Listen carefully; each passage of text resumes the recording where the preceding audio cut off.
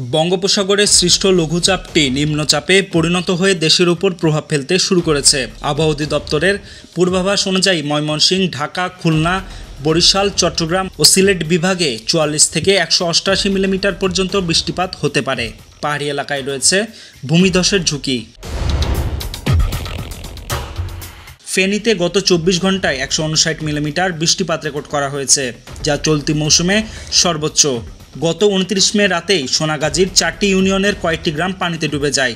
যদিও পরে পানি কিছুটা নামতে শুরু করেছে, তবে আগামীকাল পর্যন্ত ভারী বৃষ্টিপাত অব্যাহত থাকতে পারে বলে জানিয়েছেন আবহাওয়া কর্মকর্তারা।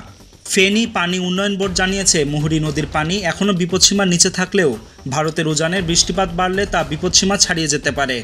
পরশুরাম ও ফুলগাজীর ৪১টি ঝুঁকিপূর্ণ বাঁধে বিশেষ প্রস্তুতি গ্রহণ করা হয়েছে।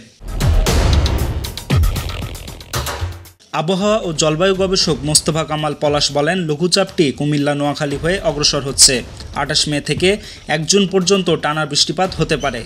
২০২৪ সালের জুনেও ঠিক এ ধরনের একটি লঘুচাপে ফেনী ও কুমিল্লার বহু গ্রাম প্লাবিত হয়েছিল।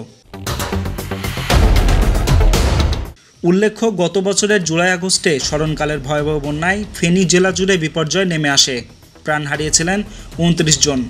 ক্ষতিগ্রস্ত হয় সড়ক, ঘরবাড়ি, শিক্ষা প্রতিষ্ঠান, ব্যবসা ও কৃষি জমি। পানিবন্দী হয়েছিলেন অন্তত ১০ লাখ মানুষ। সেই অভিজ্ঞতা থেকে এবার আগে থেকেই সতর্ক রয়েছে প্রশাসন।